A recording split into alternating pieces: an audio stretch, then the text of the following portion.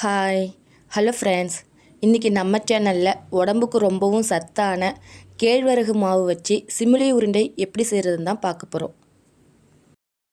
நீங்கள் first time நம்ம சேனலை பார்த்தீங்கன்னா நம்ம சேனலை மறக்காமல் சப்ஸ்கிரைப் பண்ணி சப்போர்ட் பண்ணுங்கள்.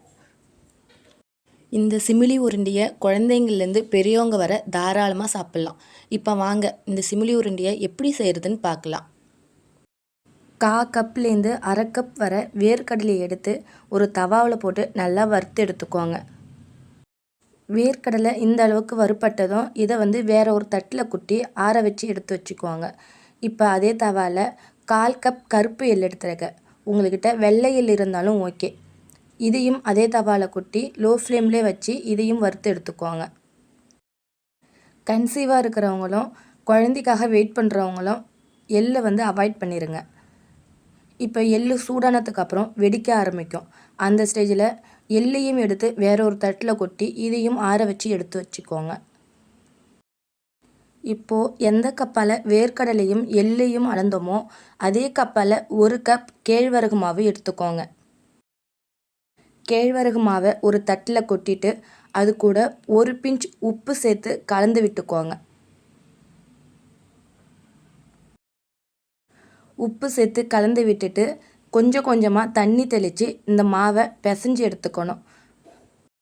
இந்த மாவை எந்த கன்சிஸ்டன்சியில் பிசையணும் அப்படின்னா, சப்பாத்தி மாவு பிசைவோம்ல கெட்டியாக, அந்த மாதிரி இல்லாமல் மாவு கொஞ்சம் இலகலாக பிசையணும்.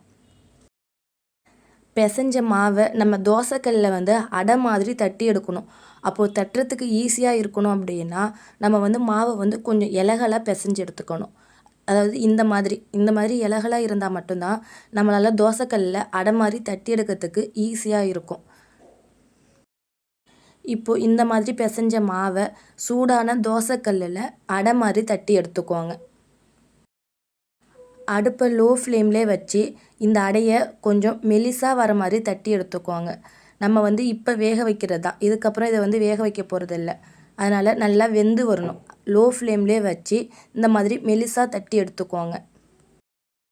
உங்களுக்கு இந்த மாதிரி டைரெக்டாக தோசைக்கல்ல அடை தட்டுறதுக்கு பயமாக இருந்துச்சு அப்படின்னா வாழை இலையிலையோ அப்படி இல்லைன்னா சுத்தமான ஒரு காட்டன் துணியிலையோ தட்டி தோசைக்கல்ல போட்டு எடுத்துருங்க. இப்போ போட்டதுக்கு அப்புறம் 1 ஸ்பூன் நெய் போட்டு இந்த அடையை சுட்டு எடுத்துக்கோங்க. நம்ம நெய் போட்டு சுடுறதுனால வாசனையாகவும் இருக்கும், ஹெல்த்தியாகவும் இருக்கும். நெய் இல்லாட்டி நார்மலாக யூஸ் பண்ணுற எண்ணெயை ஊற்றி சுட்டுக்கோங்க. அடுப்பை லோ ஃப்ளேம்லேயே வச்சு சுட்டுட்டு ஒரு சைடு வந்ததும் இன்னொரு சைடு திருப்பி போட்டு அதையும் லோ ஃப்ளேம்லேயே வச்சு நல்லா வேக வச்சு எடுத்துக்கோங்க. நம்ம பிசைஞ்சு வச்சுருக்கிற எல்லா மாவையும் இந்த மாதிரி ஒரு அடையாக சுட்டு எடுத்துக்கோங்க. நம்ம அடை தட்டும்போது கை சுடுற மாதிரி இருந்தால் லைட்டாக தண்ணி தொட்டுக்கிட்டு அடை தட்டுங்க. அப்போது கை சுடாது. நான் எடுத்திருந்த 1 கப் ராகி மாவுக்கு 3 அடை வந்தது. அடை வெதுவெதுப்பாக இருக்கும்போதே எல்லா அடையும் இந்த மாதிரி சின்ன சின்னதாக பிச்சு போட்டுட்டு ஒரு மிக்ஸி ஜாரில் போட்டு அரைச்சி எடுத்துக்கோங்க. உங்களுக்கு இந்த மாதிரி சிம்பிள் அண்ட் குயிக்காக செய்கிற ரெசிபிலாம் பிடிச்சிருந்தா நம்ம சேனலை சப்ஸ்கிரைப் பண்ணி சப்போர்ட் பண்ணுங்கள். கேழ்வரகு மாவில் கால்சியம் சத்து அதிகமாக இருக்குதுன்னு சொல்லுவாங்க. குழந்தைங்களுக்கு சின்ன வயசுலேருந்து கேழ்வரகு கொடுத்து பழக்கினீங்க அப்படின்னா ஃப்யூச்சரில் அவங்க உடம்புக்கு ரொம்பவுமே நல்லது. இப்போது பிச்சு போட்டிருந்த அடையை ஈரமே இல்லாத மிக்ஸி ஜாரில் போட்டு ரிவர்ஸில் விட்டு எடுத்தீங்க அப்படின்னா இந்த அடை நல்லா இந்த மாதிரி வந்திருக்கும். மீதி இருக்கிற அடையையும் மிக்ஸி ஜாரில் போட்டு கொஞ்சம் கொஞ்சமாக அரைச்சி கொண்டு வாங்க. மிக்ஸியை ரொம்ப நேரம் ஓட்டாமல் 1 செகண்ட் போதும் இது அரைக்கிறதுக்கு. உடனே இந்த மாதிரி ஆகிடும். இப்போது எல்லா மாவையும் அரைச்சதுக்கு அப்புறம் நம்ம ஏற்கனவே வறுத்து வச்சுருக்குறோம்ல எள், அதையும் வேர்க்கடலை வறுத்து வச்சுருந்தோம்ல அதில் தோலை எடுத்துட்டு வேர்க்கடலையும் சேர்த்து அது கூட 2 ஏலக்காய் பவுடர் சேர்த்துருக்கேன். நீங்கள் முழு ஏலக்காயாக இருந்தால் பிச்சு போட்டு சேர்த்துக்கோங்க. இப்போ இதையும் ரிவர்ஸில் விட்டு நல்லா கொரன்னு இந்த மாதிரி அரைச்சி எடுத்துருவாங்க. நம்ம அரைச்ச எல்லாத்தையும் அதே தட்டில் கொட்டிட்டு நம்ம எந்த கப்பால் கேழ்வரகு மாவு அளந்தோமோ அதே கப்பால் 3/4 கப் நாட்டு சர்க்கரை எடுத்துருக்கேன். 3/4 கப் கரெக்டாக இருந்துச்சு. ஒருவேளை உங்களுக்கு இனிப்பு அதிகமாக வேணும்னா 1 கப் எடுத்துக்கோங்க. நீங்கள் நாட்டு சர்க்கரைக்கு பதிலாக வெல்லம் கூட எடுத்துக்கலாம். ஆனால் வெல்லம் சுத்தமானதாக இருக்கணும். இதை பாகுபதம்லாம் பார்க்க மாட்டோம். நம்ம டைரெக்டாக இந்த மாதிரி சேர்த்துப்போம். வெல்லத்தில் மேக்ஸிமம் கல் மண்ணெலாம் இருக்கும். அதனால் சுத்தமான வெல்லமாக இருந்தால் அதையும் மிக்ஸி ஜாரில் போட்டு ரிவர்ஸில் விட்டு இப்போது இது கூட சேர்த்துக்கோங்க.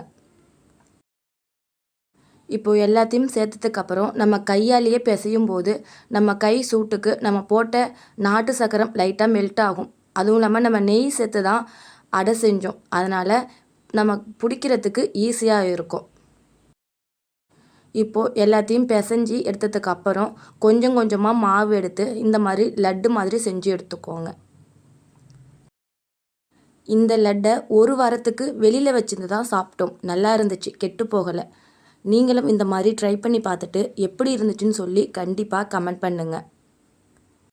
இந்த லட்டை இன்னுமே ஹெல்த்தியாக செய்யணுன்னா இது கூட முந்திரி, கருப்பு உலர்ந்த திராட்சை, பேரிச்சம்பழம், அப்படி இல்லைன்னா இன்னுமே பாதாம் இதெல்லாமே மிக்ஸி ஜாரில் ரிவர்ஸில் போட்டுட்டு இது கூட சேர்த்து லட்டு செய்யுங்க.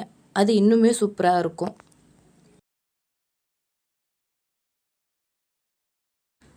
ஓகே ஃப்ரெண்ட்ஸ், நீங்களும் இந்த மாதிரி செஞ்சு பார்த்துட்டு எப்படி இருந்துச்சுன்னு சொல்லி கண்டிப்பாக கமெண்ட் பண்ணுங்கள். உங்களுக்கு இந்த ரெசிபி பிடிச்சிருந்தா நம்ம சேனலை மறக்காமல் சப்ஸ்கிரைப் பண்ணி சப்போர்ட் பண்ணுங்கள். பாய்.